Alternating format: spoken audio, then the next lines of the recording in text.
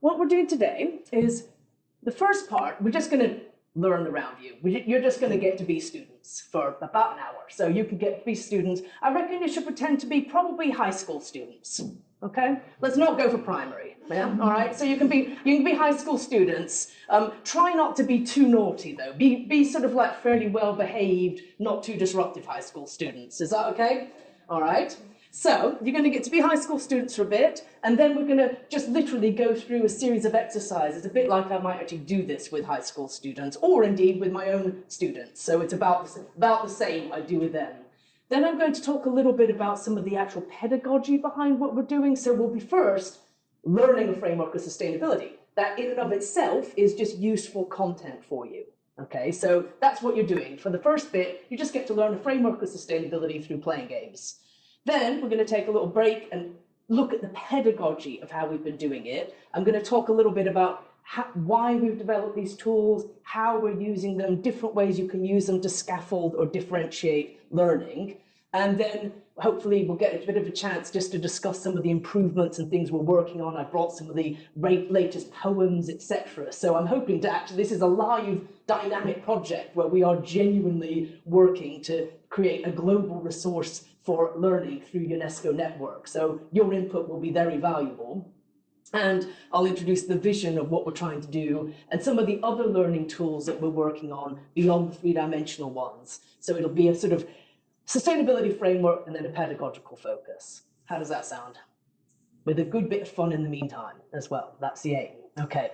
So what I'd like you to do, just to start with, we're going to get you to move around the table. So like I say, you can go ahead and put all your laptops away because you don't need them now. Put your phones away. You're going to move all around the table. The learning outcomes. At the end of this, you'll be able to identify the key components of an operational definition of sustainability and unsustainability. Just for this moment, you're not high school students. You're actually you're postgraduate students. Okay, so this is your learning outcomes as postgraduate students. Okay, I wouldn't use quite that terminology with high school students. You'll be able to critically assess environmental issues and their solutions. So really thinking about critical assessment. What's actually going on here? Unpacking some of the key issues. You'll explore how a systems-based approach can promote creative thinking for redesign and sustainability. And you'll gain skills in pedagogical design for multi-generational and multi-level learning. Okay, so that's the outcomes from today. All right. We're going to use, as well as the RoundView hands-on tools, we're going to use Ketso. Has anybody come across Ketso yet? This is a hands-on tool for engagement, which is designed to structure effective thinking and make sure everyone has a say. So this is just a tool for engagement and learning, and we're going to use that as well just to capture and gather your ideas. This is a tool that has been used around the world. I originally invented it in Lesotho, and in Lesotho, the word Ketso means action. So it's a tool for active learning and engagement. And it's been used around the world in lots of stakeholder engagement settings, lots of biodiversity, health engagement, but also in education from primary right through to PhD. So it's been used in lots of educational settings as well. And in particular, lots of whole school engagement, which has been really interesting. So to make sure that everyone has a chance to speak, what we'll be doing is having a few moments when we're developing our ideas like this, a few moments on your own to write or draw your ideas, okay? And we're going to think, then share, then discuss. So for those of you in the room, if you could each grab one of the magic pens, because these are completely reusable as long as you use the right pens, and a few brown leaves, okay? So a few brown leaves, and I'd like you to write, so a few moments of quiet, write on the colored side, one idea per leaf. What does sustainability mean to you? Okay, so what does sustainability mean to you? So you can go ahead and start. So a few minutes on your own, quiet, work at writing what sustainability means to you. For those of you online, if you could just spend a few minutes typing in a notepad or a Word document on your own what sustainability means to you, and then when I say to share them, you can share those ideas in the chat, and we'll put you in a breakout room to actually talk to each other. Okay, so what we'll do is we'll put you in a breakout room in a minute, but right now I just want you to type down what sustainability means to you in order to share it in a minute. Okay. So just one idea per leaf. You can have a few leaves. Okay, so the next stage, what you're going to do is each person, one person's going to read an idea out, pop it on the felt. Next person, read an idea out, put it on the felt. If the ideas are similar, put them close to each other, and if they're different, put them further apart.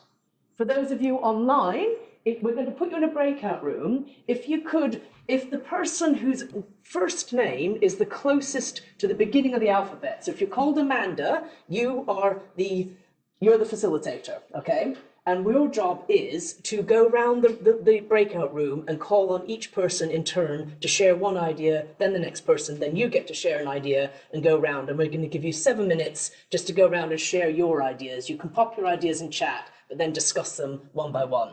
Okay, so we'll see you in 7 minutes, and you guys get to share your ideas out and pop them on the felt, please. Okay? Yeah, that's a really good one, isn't it? But very specific to the future, isn't it? Yeah. Yeah, yeah. Right. From the States. Yeah. From an old niece. Yeah. Right, one idea per leaf, because those are quite different, aren't they? You might want to end up putting health with clean air and economy with something else. So it's just good to have one idea per leaf. We've got 2 more minutes until our colleagues join us. And what I'd like is maybe one insight per table to share with them. So something that was surprising, interesting, or like what's the nature of one of those clusters? Yeah? I'm just wondering maybe it stands out, that's interesting from what you've been discussing. Okay? Welcome back to the room. So what we're going to do is each table is going to just share a brief insight, and then if we could have an insight or a thought from you, okay? So shall we start with this table? And if it's all right, I'll just hold up your felt for a minute. Oh, beautiful. All right. So what we've got here is a lovely cluster of leaves. So this was all notions of living within our boundaries and within our means and within the safe and just space. And then this was all about the interconnectedness of things. And I guess we might have done was just touch the flowers of these two, because the safe and just space and the interconnectedness of things, I think, need to be touching more rather than being separate flowers. Great. Okay. Yeah. So something about the future, a safe and just space, and interconnections. Okay.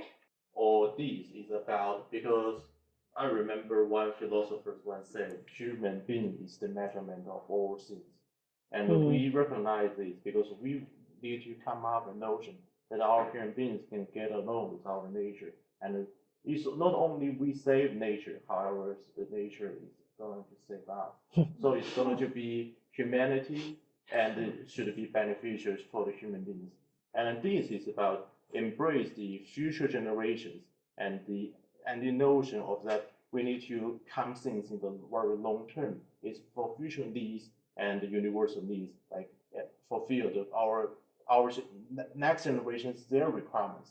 So there is some futurity here, and also something about well-being and almost the nature of humanity. Yep.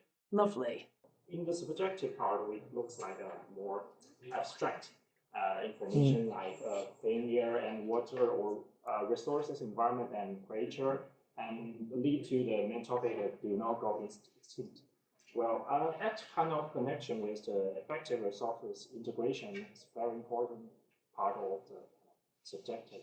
And this part will be more practical and lead to more long-term perspective and more resources like guarantee or continuing life and recycle, continuously updating like this.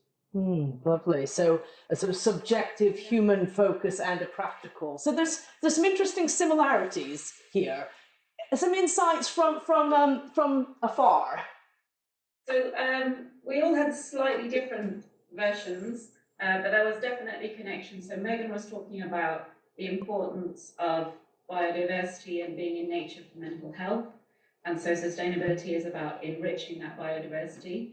And then Panisa was talking about sort of that living in a way that it doesn't cause harm to other people, and meeting your needs but not denying the needs of others. Naz used a very practical example of, she was talking about how, as a child, she used to do lots of origami, and the idea with that is that you're using the paper in such a way, you never write on it, you never rip it or tear it, so that paper then can then be reused for a second purpose, a third purpose, a fourth project, and it's not used up. It's used, but it's not ruined and thrown away. And there were also elements of community in there that we talked about, like communities not impeding on other communities meeting their needs, both at the same time and also in terms of future generations. Great. Okay. Thank you. I love the imagery of origami there. That is really powerful. Thank you. Okay. I'm planning to take pictures of these, type them up, and hopefully use them in assessing people's learning about sustainability. So we've got quite a lot of problems facing us. Okay. Climate change, biodiversity catastrophe, hole in the ozone layer, oceans becoming more acidic, flash flooding, heavy metals and fish. All we've got to do is read the headlines right now, and basically those are in the headlines, aren't they? More or less. Okay. That's the bad news. That is what we're facing. That's why every table was talking about the future. And I think with some element of fear for the future. We want a better future. Okay. So that's the bad news. The good news is there's only 3 root causes of all of these problems. And if we can work out the 3 root causes, why couldn't we design things so we don't cause those problems in the first place? So what you're going to do is you're going to play 3 games. Actually, you're going to play 4 games. And whilst you play those games, you're trying to figure out the 3 root causes. Okay, so if you've got something that looks like a word puzzle on your table, can you do it as a word puzzle? All right. So you've basically got a word puzzle. We'll come around and give you some hints. Everybody's going to get to do all the games. Okay. So have a go. You've got a word puzzle. You've got a word puzzle, and you've got jigsaws. All right. And these show you all 3 root causes and their opposites. Are these 2 separate games? They are 2 games, yep, okay. And these 2 give you a hint of, this gives you a hint about one of the root causes, this gives you a hint about the other one, and then we're all going to play another game that gives you a hint about the third. So 2 stacks of 6 words. So what you need to do is see what word it spells. Yeah, you've already got the idea. It's match the letter to the word, letter to the picture, and then spell a word. Yeah? Okay. Yeah, so then. Hi guys, where are they? No, over there. It goes here. Okay. So see if you can do it as a word puzzle first. Okay. Yeah. See, yeah, that's exactly. So You lot doing it all by shape and letters not by go with what's on which the picture, words. I So think. Yeah, we work by the sheep, but it can't be the Yeah. picture. Oh, you think so? okay. So once you've done the games, excellent. Now Only have the a look, beginning of read that. everything. See if this gives you a hint about one of the root causes. Okay. Think about what's got a relationship with the sunshine. There you go. So, what's that relate to, do you think? Okay, so make sure you read the whole thing and have a think about what it is that this is telling us as a root cause of environmental problems. So this is the root cause of one of those of one of the 3 root causes. This has got hints in it. Okay. And it's partly in the difference between these 2 things as well. Okay, so the fact, if you look at this versus this, it gives you a big hint. Okay, what's the differences you can spot between those 2 images? Okay. Okay, so this has got a big hint as one of the root causes. Okay, all right. This is a word puzzle. Yeah, you've got, so it's which letter matches which picture, and then spell the word. Yeah. Okay, so try and do it as a word puzzle first, or a poem puzzle. That's the trickier way is to do it as a poem puzzle.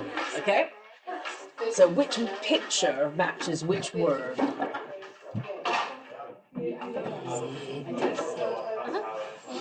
Okay. So you've got two stacks of words, each has 6 letters. So try and do it as a word puzzle, not a picture puzzle first. Yeah, okay. So you've got... So this. Yeah, that's it, yeah. So what word does that spell? There you go. Yes. Carbon. Air. Well, that's the next question, isn't it? Yes. I think this actually works. Give them the one, and then if they finish in time, give them the second one. But actually, it's about right, isn't it?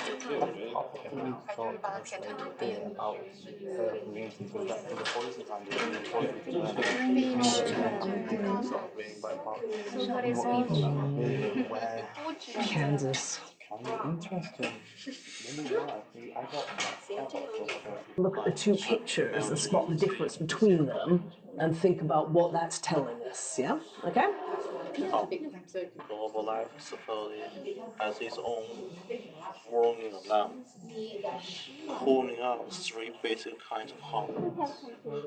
Excellent, okay. So this is another one of the root causes. Yeah, any thoughts now? But then think as well of the difference between these two games and what that's telling you. Okay? They're more focused on, I achieved something, now I can focus on what it says. Yeah. But I've seen grown-ups, for instance, do it as a poem puzzle first, like making it harder for themselves, yeah. If the whole of the 4.55 billion year story of the Earth happened over 1 calendar year, which month did each of these events happen in? Okay. If we lay this out and imagine that the whole of the Earth's story, 4.55 billion years, happened over 1 calendar year, okay? Which month did each of these happen in? So you've got some events. Which month did they happen in, okay? All right. Brilliant. Okay, so you've got one more puzzle to do. All right, so if... I mean, unless... Yeah. It's kind of closer to just... I mean, if France was the first life, then that would be like, no. Yeah. I get what you're saying. So the argument here is... I want us just to think, okay, you played a bunch of games, each has given you a hint, or in this case, a series of hints, of the 3 root causes of all environmental problems. Now, this is a very wise saying. If a problem cannot be solved, enlarge it, okay? So we're looking at all of these issues, all of these problems. And we know this. Let's say you have somebody that comes into school with a knife. You can't just put that person in a room and say, what's the problem, and solve the problem. You've got to look at what's happening at that person's home, okay? Have they got a family member in prison? Did they get something to eat that day? Are they worried about losing their home? It's a bigger system, isn't it? If you want to solve a problem, you need to look at the bigger system. And it's exactly the same when we're thinking about environmental problems, okay? My river is full of pollutants. I can't just solve it by thinking about the river. I've got to think about what's the nature of the problem, what's the source of the problem. So when we're thinking of environmental problems, we like to enlarge it in terms of scale, all right, and look at the whole system. Let's think about this system here, okay? This is a system that works, all right? So sunlight comes in and heat leaves. Plants make all the food for the animals that make poo and die and are broken down by the decomposers back into food for the plants. And that's a cycle that goes round and round and round, isn't it? Okay, it works. Now, we are part of that cycle. We have inputs, we have outputs into the system. What is it we're doing that's causing problems? Okay, why is it that we're actually causing problems? What are the root causes of all of these problems? So, any thoughts from the games you've been playing, and we'll take some thoughts from distance learning as well. What are the root causes of all of these problems? And I don't mean here human greed, okay? So you could say, well, obviously the root causes of all of these problems, on some level, you could say, well, it's because we're greedy, we're trying to make money, etc. That's not what I'm looking for. I'm looking at what is the physical things that we are doing wrong in the way we're meeting our needs. What we're taking, what we're giving back to the natural system. Okay? Any thoughts on that? What is it we're doing wrong? How are we damaging this system? At the point where we're taking things from the circle to ourselves, we're doing it too much and in ways that disrupt. So something around disruption of the flows. Yeah, okay, that's a good one. Yeah. And that's there, funnily enough, that's the game you've got there, isn't it? Yeah, okay. So carbon, there's nothing wrong with carbon, is there? The problem is too much, too fast. Okay. We put in so much chemicals into the ground in a bid to produce more food to feed the growing population. Okay, you're right there. You've got on the root, one of the root causes there. It's something about the nature of the chemicals that we're putting on the ground. Yeah, isn't it? There's something about the type of material we're putting into the ground and into the water and the sky. Yeah, okay. Any thoughts on what that third sort of, so I'm going to go into the detail of this in a minute. We're getting there, all right? So something about too much, too fast of natural stuff, and something about the kinds of chemicals. Yeah. Anything else on the third one? So this is a system based on cycling, driven by photosynthesis in plants. What's the third thing we could do here to mess this up? Destroying the ecosystems. Thank you. Perfect. Okay. I mean, perfect. Obviously not. That's not a good idea. But one of the key root causes is physically damaging ecosystems. All right. The very ecosystems that we rely on for literally everything. So this is, we physically damage, we cut down, we overharvest, we overfish, we build on, okay? We put tarmac over it, we physically change it, we over-extract the water. And ecosystems do everything for us, right?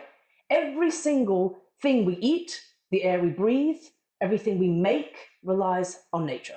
It relies on ecosystems. So if we destroy the very ecosystems we rely on, we're causing a problem.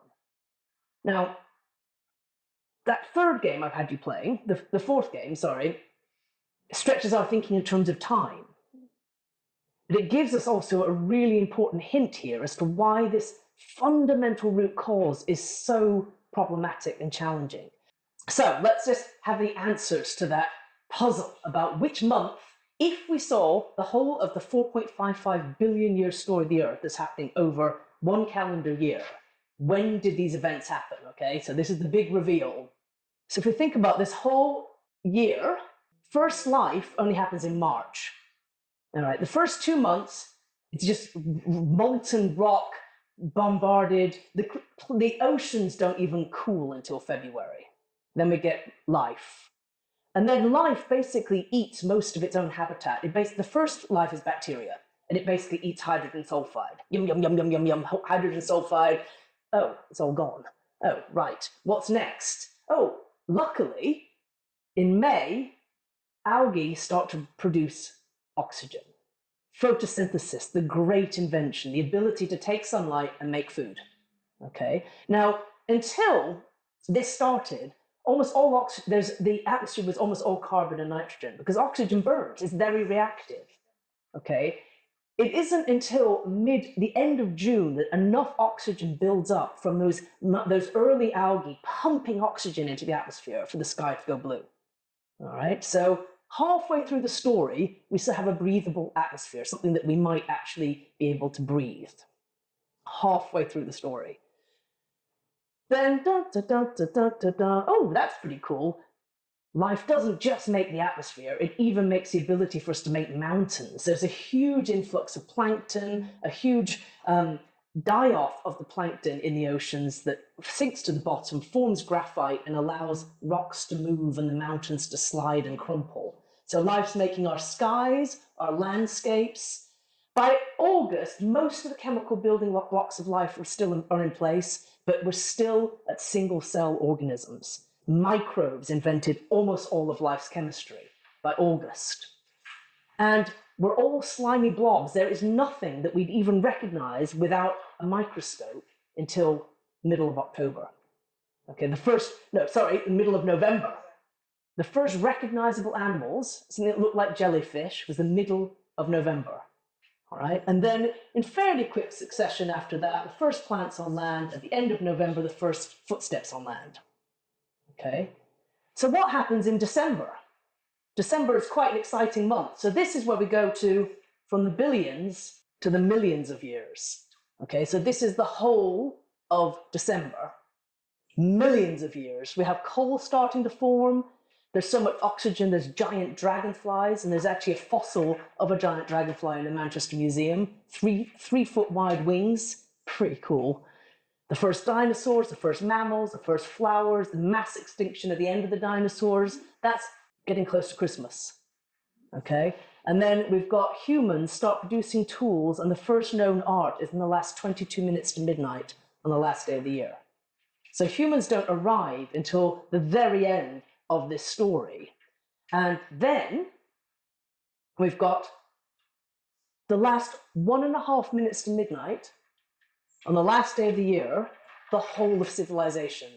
Okay, this is after the last ice age, when it's warm enough for agriculture to flourish. There's enough, the ice has retreated enough for there to be enough land for civilizations to flourish. The last 1.5 minutes to midnight. So what we see so far is that life has created the conditions for more life. Life created the conditions for more life and biodiversity, to create soil, to create the rivers, to create inland fresh water, to create the oxygen, to create the ability for humans to finally arrive, for civilization to flourish, and in the last 2 seconds to midnight, the last day of the year, for the whole of the Industrial Revolution. Okay, the last 2 seconds to midnight. So the whole of that Industrial Revolution is the last 2 seconds to midnight.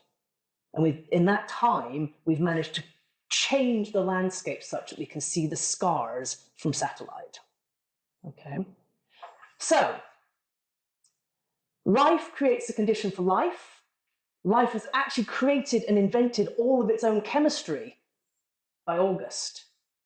The second way we can cause harm to the whole ecosystem is by poisoning it with substances that don't belong.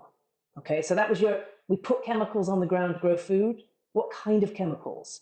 There's pesticides, the herbicides. These are substances that have never belonged before in nature.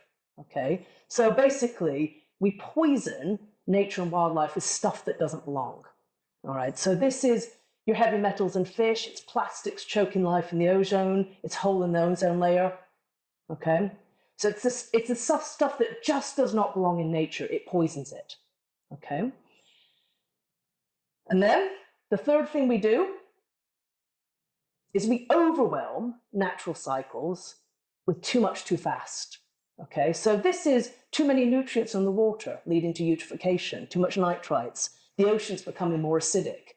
Okay, the oceans are already a bit acidic, that's fine, it's natural, too fast, too much.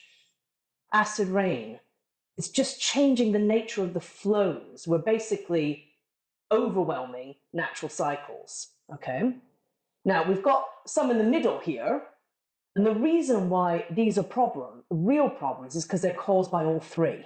Okay, so any thoughts on what those might be? What are caused by physical damage, poisoning, and overwhelming? They're the wicked problems we're facing, which is what makes them so particularly difficult to solve. Would that be like biodiversity loss? Excellent, well done, yes. Anything else? Climate change. Another big one is lack of fresh water. Okay, lack of fresh water. Well, if you destroy the ecosystems, you don't get fresh water in. You need trees to get water inland. You don't have fresh water without ecosystems. If we poison it and it's full of plastic or arsenic or it's undrinkable, if we overwhelm the natural cycles, nutrients, nitrites in water, etc., we're destroying our freshwater reserves. Climate change is caused by, obviously, overwhelm, carbon dioxide, methane, nitrous oxides, but also all the CFCs, chlorofluorocarbons. So we banned CFCs for the hole in the ozone layer and replaced those refrigerants with HCFCs, hydrofluorocarbons, another poison to nature. and a very, very potent greenhouse gas. So sometimes we try and solve a problem and create another problem by not understanding the root causes of the problems. And anytime, for instance, when we were trying to replace fossil fuels, oil, with biofuels, if you end up destroying the rainforests, you end up destroying that carbon sink and the soils beneath them and further cause the problem. So that's kind of the really bad news, because this is what we're doing. But the good news is, if we know the root causes of all environmental problems, and there's only 3, it's not that difficult to get our head around 3, is it? What if we designed our systems to do the opposite? Okay, what if instead of physically damaging, we restored and connect our ecosystems? And the wonderful thing is that nature is extraordinary. Okay, given space, this is the habitat and landscape. The landscape that fueled the Industrial Revolution. This is the coal fields of Wigan, and this is now a national nature reserve. Nature is extraordinary if we give it space to restore itself. Okay, so what if we restore and connect our ecosystems instead of poison with stuff that doesn't belong, plastics and heavy metals and all the kind of synthetic chemicals? Well, first, why don't we not use them? Right, that's the first, isn't it? Don't use them. So, for instance, instead of using polystyrene, what if we grew our polystyrene from mushrooms? At the end, it can go onto compost. Major new EU directive banning glitter. Well, banning plastic glitter. What if we use glitter which is biodegradable, made from eucalyptus leaves? Okay, so don't use the poison in the first place. But we're probably going to want in the future mobile phones, solar panels, things that use plastics, things that use heavy metals. What we need to do is make sure that anything that we use that is a poison to nature can be taken apart, reused constantly, that we cycle all materials in the right loop. Yeah? And then what if instead of overwhelming too much too fast, we were to balance our flows, which basically means living off sunlight. Okay, and if that feels like it might be impossible, I'll give you a little bit of hope here. Okay, so maybe have any ideas? How many days of sunshine reaching the Earth does it take to equal the planet's entire reserves of fossil fuels, of oil, coal, gas? Hands up if you think it's 250 days, 500 days, 2, 18. It's 18. 18 days of sunshine is equal in energy to every single drop of oil and piece of coal we have. Now, it cannot be beyond the wit of humans to capture some of that and turn that into our own energy supply. And in fact, recent research suggests that solar panels on half of the world's roofs could meet our entire energy needs. So this is possible, right? That's the piece of hope. If we understand the root causes of all environmental problems, we know their opposites. And then all we need to do is design our systems so that they restore and connect ecosystems, cycle all materials in the right loop, and balance our flows. There's one other thing that we might need to consider. Any thoughts what that is? You could run that entire system on slavery, couldn't you? You could. We also need to consider the impact on people, all right? So what are the other social impacts? What's that? That's that justice. Who is benefiting? Who has enough? So we are part of the system. We also need to consider the impact on our health, well-being, livelihoods, locally and worldwide. Okay, so as long as we do that, we have a sense of direction. We know what it would mean to move towards sustainability. And the RoundView just helps us answer the question, is this decision, is this action more or less likely to move us towards sustainability, giving us a systemic framework and a way to understand that. It gives us a vision. It gives us an understanding of what it is we need to do to move in the right direction. And it's basically all about a sense of direction between physically damaging and restoring, overwhelming and balancing, poisoning and cycling in the right loop, and considering the impact on people. And that's it. That basically is what the RoundView is. A very simple framework for understanding the impact of our decisions. All right, so about 5 minutes of this. From what you've heard, any shifts, surprises, etc. Okay? So this should be fairly straightforward. One idea per leaf. Everybody has some green leaves. Okay? So same process. Pens. A few moments on your own. Any shifts in understanding? Any surprises, changes from what you've just heard? Yeah. Okay, so if you want to share those ideas, same process. One person reads an idea out, pop it on the felt. Next person reads an idea out. If it relates to the brown leaves, point them at the brown leaves it relates to. If it doesn't, put them somewhere else. All right? Okay, so what sorts of things have you got then?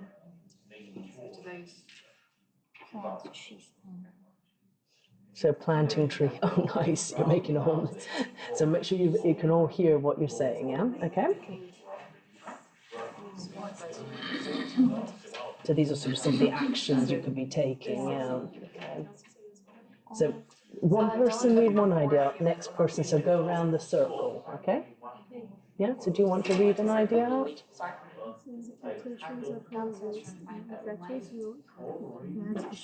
Yeah, okay, yeah, so the interconnections, yeah. What have you got? From the Earth's perspective, human is tiny and sustainability is action to save the human our own. It's about us, yeah, that's really good, yeah. And Okay.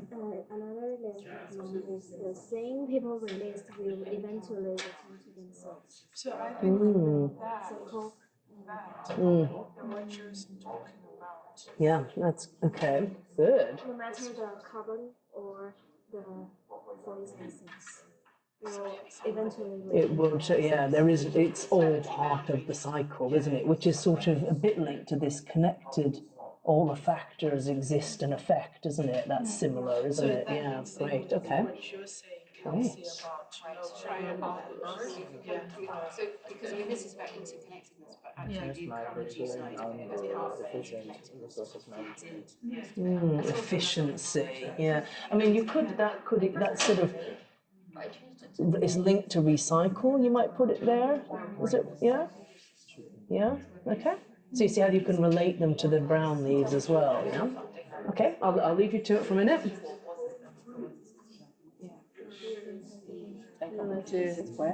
Yeah. So I would say let nature take charge, heal damaged I think what ecosystems. we're all saying is that although everything's interconnected, it has to all start with the ecological part of the system.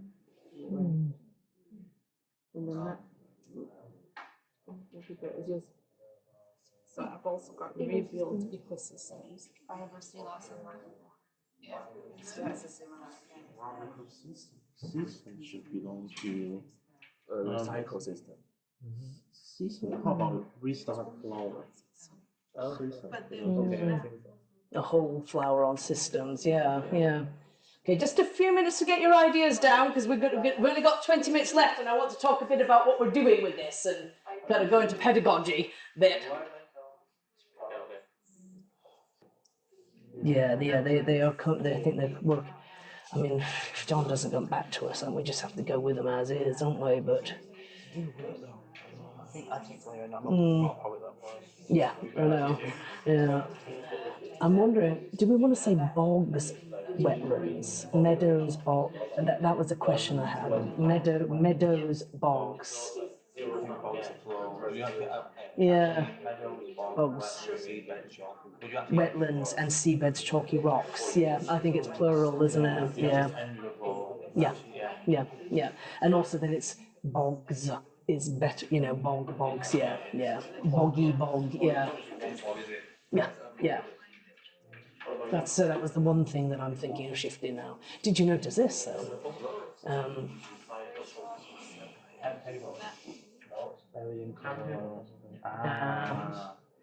Yes, and then suddenly it makes it more contemporary, and yeah, I'm really happy with that. Yeah. Exactly, yeah. Okay, so about a minute, yeah. Okay, so we're going to be joined in a minute by our distance learners. So get your ideas down and maybe think of just one thing that you'd like to share. Not everything. One idea you'd like to share per table. Okay? No. Yeah, I'm going to do a bit of what, and then we'll have a quick thought on. Yeah. I might even just do yellow, how they might use it. Yeah, rather than a whole suggestion for improvement. Yeah.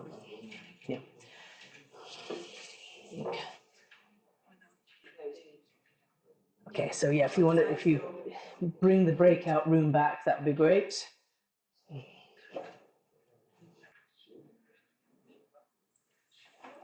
Very nice. Sounds easy. Yeah, that's a good one. Okay, I think they're coming back. Yes, hello. Hi. So we're just going to ask for one insight per table, just one insight from the sort of something that particularly surprised or struck you or that you want to share this table? I think most of us added leaves. Okay, just everybody be quiet for so everybody can hear. Most of us added leaves to the sort of central flower of ours, which was about the interconnectedness of things, but made the outer flower much more about the ecology and the natural cycle within which all the other complicated things happen. So almost a shift of perspective to the idea that ecology frames all of our human activity. Yeah. Nice. Yeah. Okay. Sorry. Yeah. In addition to that, she had a point that we need to change the way we think, the practices, our mindset. Without that, all of this will be for naught. It was almost in the model, a last little bit of that circle, and that's okay then. Yeah. That's the bit, isn't it? Yeah. So this is very much about understanding how we think, how we understand our role and our place in nature. Yeah. Great. Thank you. This table.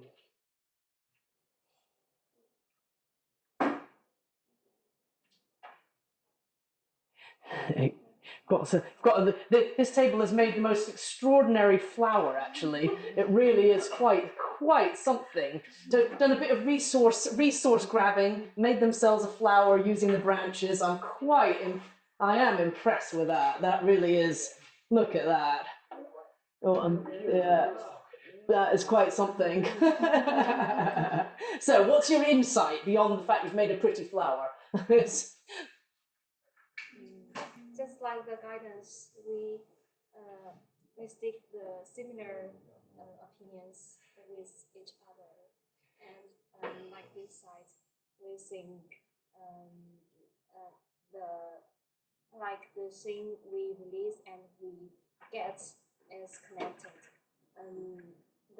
If we do not love the earth, if we do not have the opinion of sustainability, it will have a bad influence to ourselves. And on this side, we also have seen the elements of the sustainability, like the plant trees, like the microwaves, like the micro things, and all the things related to the sustainability. Yeah, this table came up with some nice actions that they could take. Distance learners, we've got some origami in the so distance learners. Any particular insight or thought? Again, we weren't 100% clear on the instruction.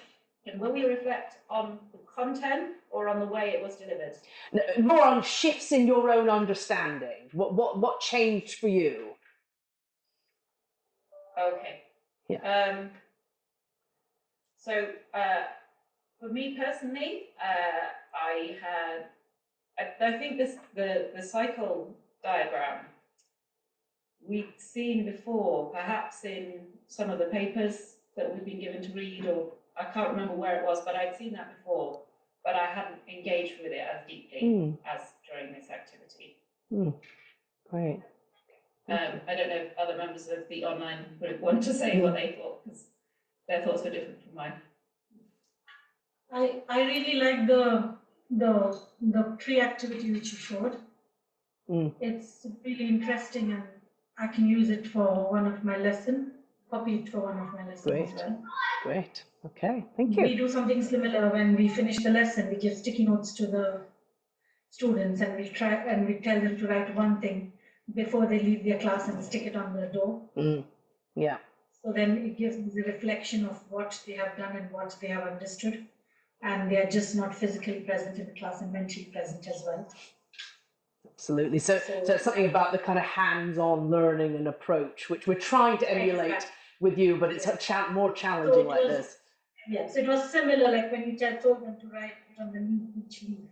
So we make them write on each sticky note, so kind of similar, only the shape is different. Yeah. And then obviously when I was talking about origami, so I even sometimes tell them to make origami objects and then write on it what have you understood and what you have learned. Nice. So like during COVID time, we made this house. Can you see that? Yeah, nice. So it's an origami house where we wrote, stay safe, stay home, stay safe, save lives. So we made it like a house, and then we wrote it down. And then one point about COVID, plus making the object as well. So again, like I've used this paper to make an origami object, and then I open it, and then I use it to write on it on same paper.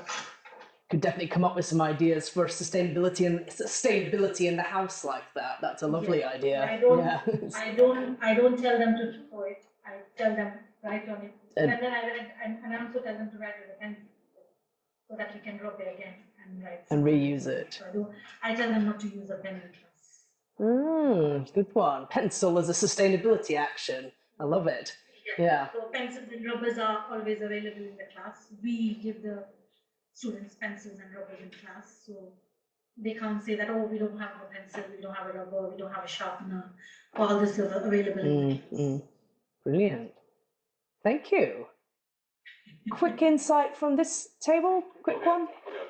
So like we have some brown like leaves, and we have some new green leaves, and these are already recognized values, and these green leaves are with beauty added.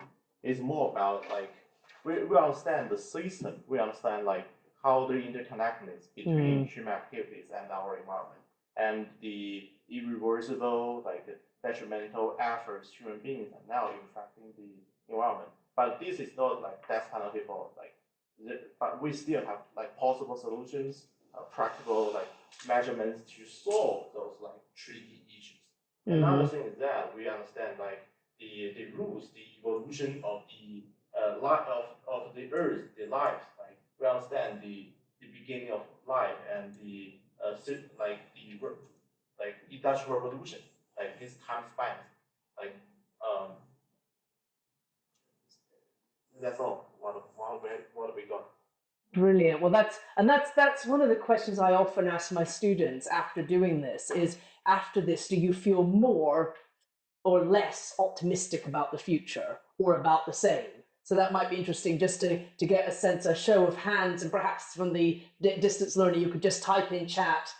So we're going to have, I feel less optimistic, about the same, or more optimistic. So if you could say less, same, or more in the chat. Who feels less optimistic about the future after this? About the same? Or more optimistic? And some just don't know. Is that the yeah? Okay, yeah. So and that is really heartening. I think at that table there was something about the scale of what needs to change, and recognizing that yes, this is huge. But the aim of the RoundView is to develop hope, confidence, and inspiration. The idea is hope that transformative change is actually possible. Look, we could do this. That is possible. Confidence that we're moving in the right direction. So, okay, let's try and replace heat pumps, for instance, replace gas boilers for heating our rooms with heat pumps. Might there be any other problems? Oh, what's the coolant? Is it using Freon, which is a greenhouse gas, or is it using butane, which isn't? It gives us these really simple questions to ask, to be confident when we make a decision that we're moving in the right direction, and not causing unintended consequences.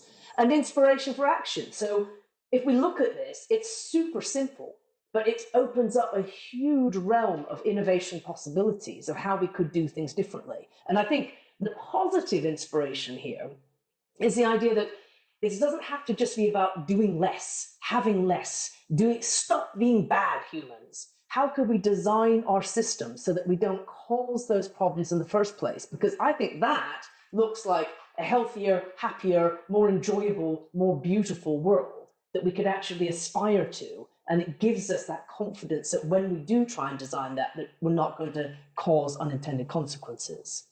So our mission and our aim is to take this story of positive change and turn this into what we're calling the 4th R. Reading, writing, arithmetic, and the RoundView.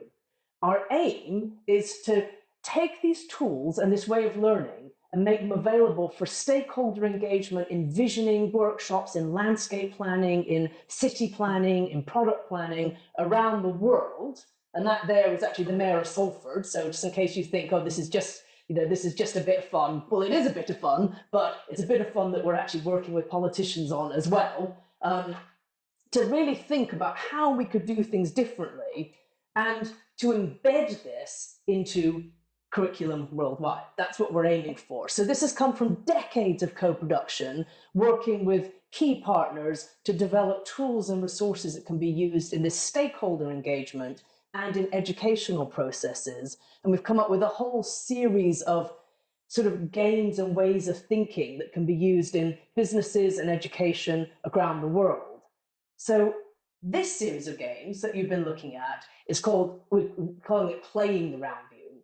And the idea is that this is a series of games that you can use without necessarily having to have a facilitator. So what we've been trying to do is create the tools that enable anybody to go and use these tools and teach, because they come together in only one way. And so they teach the principles through using them. So we've got this series of banners and tools, which we're still working on. I mean, to the extent we're still working on them, like this is the next game, Cotton Poison, is actually going to go from all of the feedback we've had, it's going to go to plastic wooden, because we took Cotton Poison I took it to Shetland, and they said, well, that's got nothing to do with us. And I thought, well, that's fair enough, really. But wooden, and then also putting the idea of comparing wooden and plastic. So we're really working on improving these games, working with poets, with John McAuliffe, a professor of poetry here, to improve the poems and develop the poems. And then we're going to be working with multilingual poets to develop them into different languages and looking at what happens when we make these bilingual, perhaps, Arabic and English. Can you use it to teach different languages? Can you use it to teach English? Can you use it for multicultural, multi-generational dialogue? We've got people nodding here. I think They'd love to work with us on that. Yes, well, that's what we're looking for, you know. Shared values between East and West. It's about like involve students with playing, and I think this is quite beautiful. Yeah. And you could promote this, Brilliant. Even in China, I think it would be great. Well, we'd love at the bare minimum, I'd like to get this translated into the 6 languages of the United Nations. So that's going to be Chinese, Arabic, French, Spanish. English. French. Did I miss French? Yeah, got that. Yeah, there we go. So this is just a few images to show us what sorts of things we've been doing. This was an installation at the National Trust, Quarry Bank National Trust.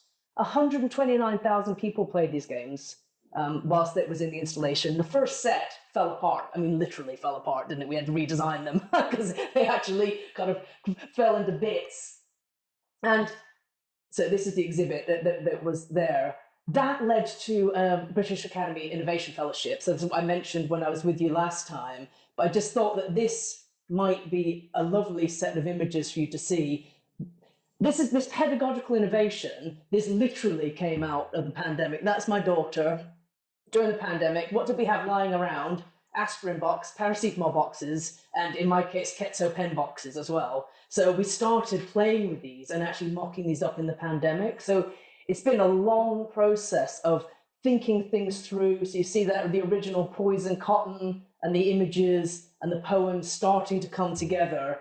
And this has been just a huge amount of refining, testing. I mean, I've already learned a few things today from what you said that's going to go straight into the next design of these and the poems. We're just starting to tweak it. So it's fantastic. If you're interested, this is a fantastic time to be involved with this because it is so live as a project that we're trying to develop to take forward. The aim being, we're working with UNESCO. This is the new UK ambassador to UNESCO, who has recently written to the head of policy in the UK saying that this is so important. We need to really look at making this the UK's contribution to UNESCO to go out to global networks. So it's super exciting.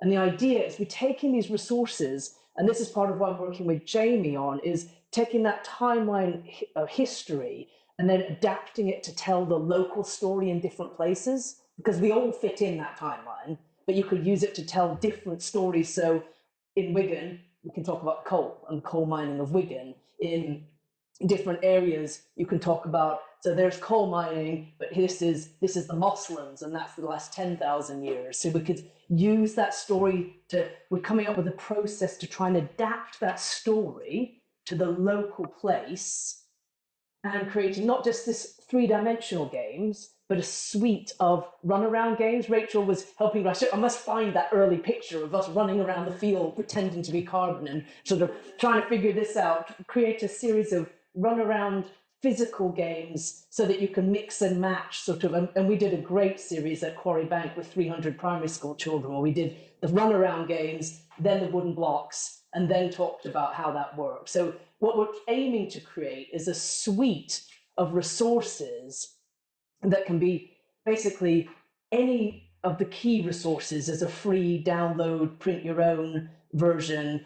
I'm aiming to have a really lovely color version and a black and white line drawing version so that you could just trace it with pencil, that sort of really cheap version of, and videos so anybody can play the games, so that we're sort of trying to build as much of the facilitator into the games as possible, and then leaving it up to teachers as to how they adapt and take things, as long as the core integrity of the guidelines stays the same. That's the biggest challenge we've got, is this flourishing of creativity and ideas about how to do it. But you can't lose sight of there's only 3 ways we can mess up the system, and we need to understand those and understand the opposites, which is a kind of interesting dynamic tension, I think, for us.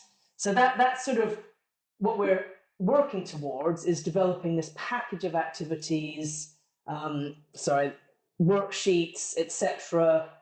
That some of the students, this was in the pandemic time with some of Susan's class testing out some of the early resources, cut and paste. You got wooden blocks instead. So it's all kind of what we're working on at the moment. So if anybody's interested, we could talk about maybe sessions to look at some of the tools and work on refining them. We've got, anybody wants to look at translation, I'd be delighted. But it's not just translation, it's translation whilst capturing the essence, which is quite interesting, particularly the pedagogical essence of sort of word games and puzzles. And it opens up all sorts of questions around how you, for instance, in Arabic, Carbon is 4 letters, but in Spanish it's got 7. So how do we do that with a word game? And so we're working on that, and we've got at least at the moment an academy school here, a co-op school, and that's in the local area that wants to try this, work with us.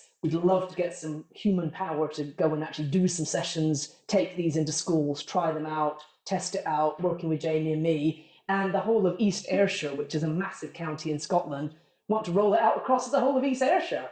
Don't know how yet. So if anybody, that's another thing that's on the cards, talking about that on Thursday. So really exciting, scary terrifying, but it's also really exciting. It's an exciting time to be part of it. So I guess it's just an invite to, we'll put the resources up, I'll put the poems up, we'll put up what we've got onto Blackboard, and be in touch with ideas and thoughts. And if anybody, we could have perhaps a session of people who are particularly interested, another session to discuss things. The approach is course unit next semester, we're moving from thinking about the theorizing practice into actual practice. So perfect, yeah. It would be lovely if you were to come back and work in that very practical practitioner or Delighted, yeah.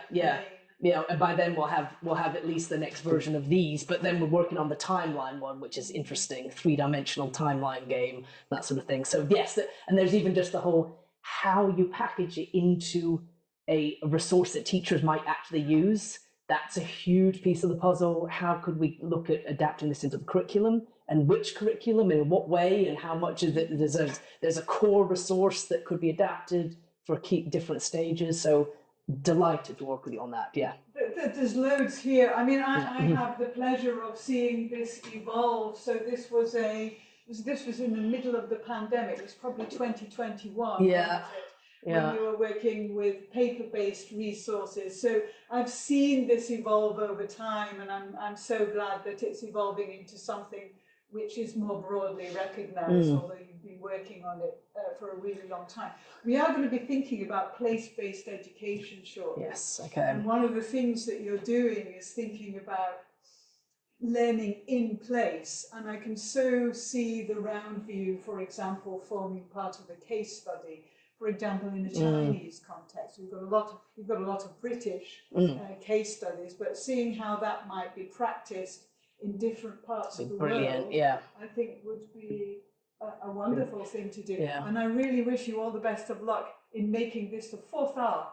Yes, that's the aim. Yes, the 4th R, the RoundView. Yeah. In fact, it was talking to some of your students a few years ago, where on the timeline we added the compass invented in China. So we've tried to get something from each continent. So we've got Great Zimbabwe, the compass from China, boats going to Australia, people coming to South. So we've tried to put sort of make it as global as possible. And then the idea is what we'd like is we're going to come up with an online calculator somehow so that you can see if you've got a particular time in your area, that where on the timeline that is.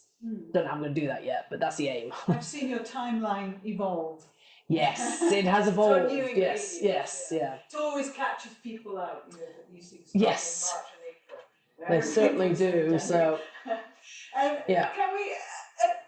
Do you have time for questions? Yeah. If there are any questions, we can take questions. Yeah. No, I've got time. I'm just going to find We've got the room, so unless there are questions, we'll. Zoom people, have we lost them?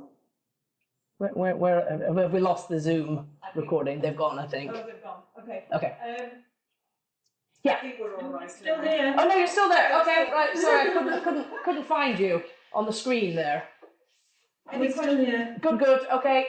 Hello. I don't know what's happened here. Okay, it doesn't matter. Yeah, you're still there. That's great. Okay. Any questions? I mean, obviously, this isn't the end of possible engagement. We can come back, but right now, any questions? I briefly looked at your lesson plans, and I'm curious how many teachers and which type of teachers were there to help you with making those lesson plans. Because my biggest right now after this course is the only way this is going to change is if we have this in our elementary education. So far, we've been working with Key Stage 2 children, so teachers. So that's been we've been working in about 20 schools, Key Stage 2. So that's years, mainly years 5 and 6 of primary school. So sort of up 8, 9, 10, 11-year-olds. That seems to be seems a sweet spot in primary. I mean, you can certainly do some of the education earlier on, and particularly the running around. And we've done at science fairs. We've done lots of conversations where we've had students who are just learning to read and write. So I don't know where the carbon one's gone, where you can actually sort of scaffold reading and writing. So if I just grab that, where you can do it where you just teach from anything from C as curly carbon. You can do it for it, and then what we've done with that is, or it makes a picture.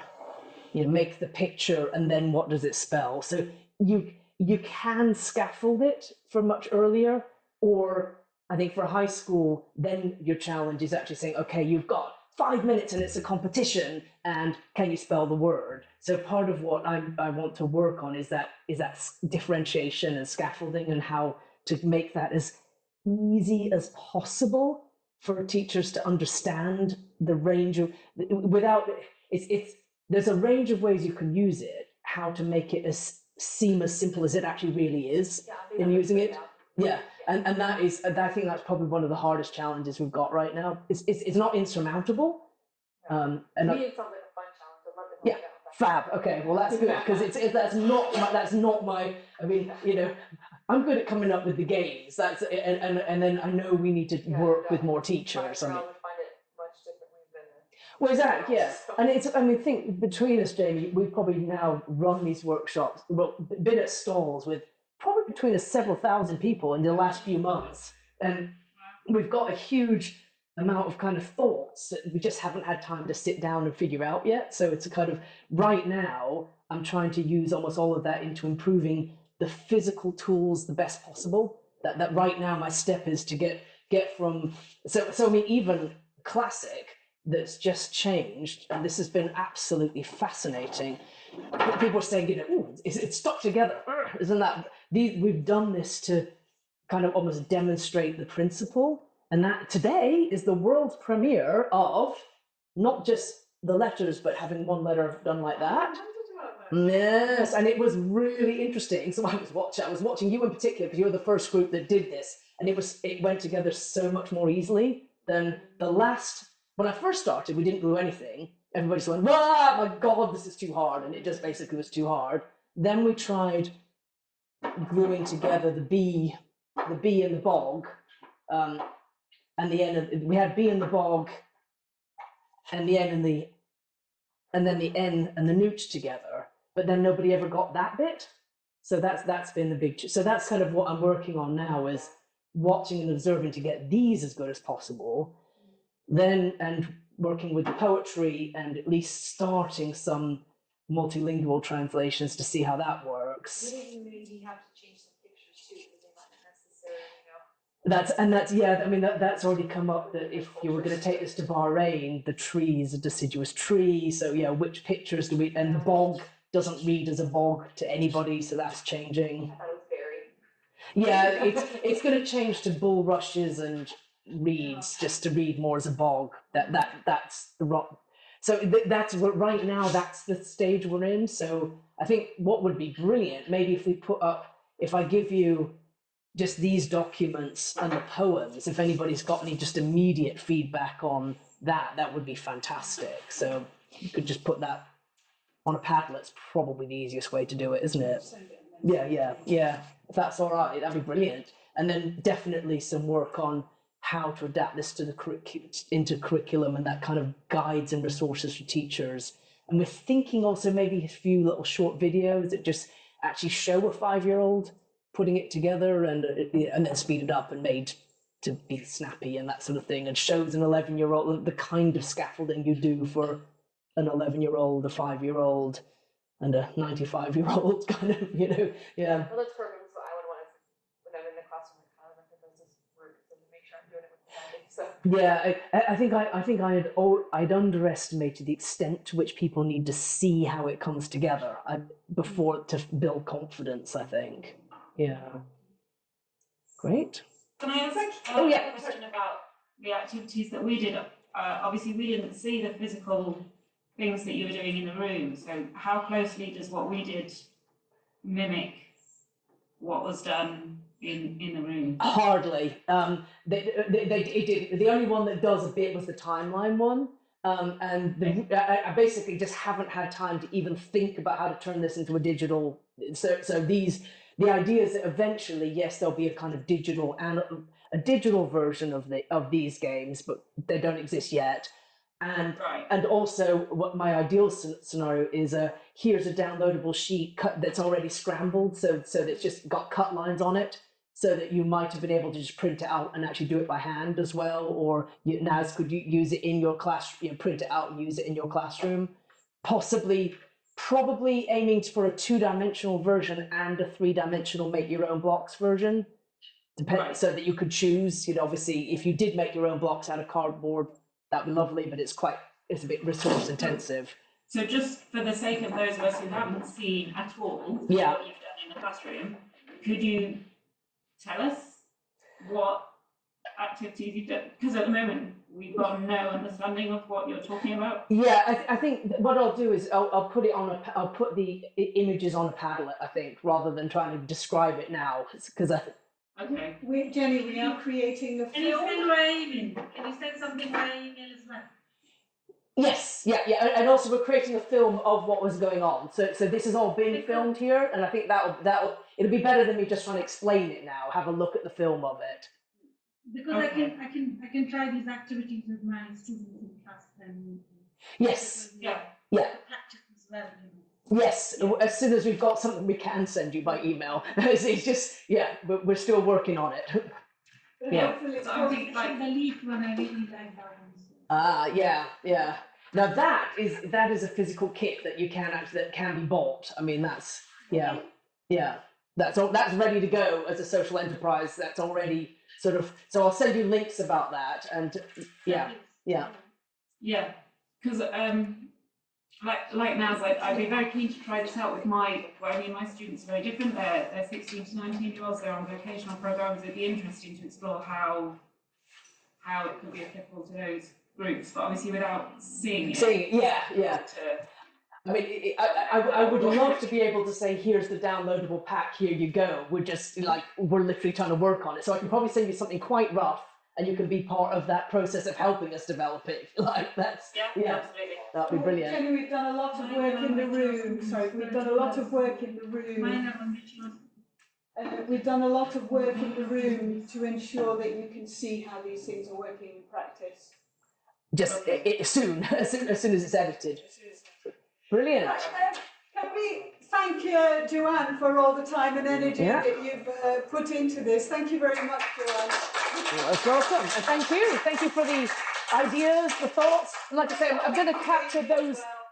Yes, thank you very much, Jamie. And to the film crew as well. Much appreciated. So do leave the leaves, leave your written leaves there, because that's really useful data for me about shifts in understanding. So as long as that's okay for me to use it, and anything that you put in chat as well will hopefully capture as well. So lovely to meet you guys.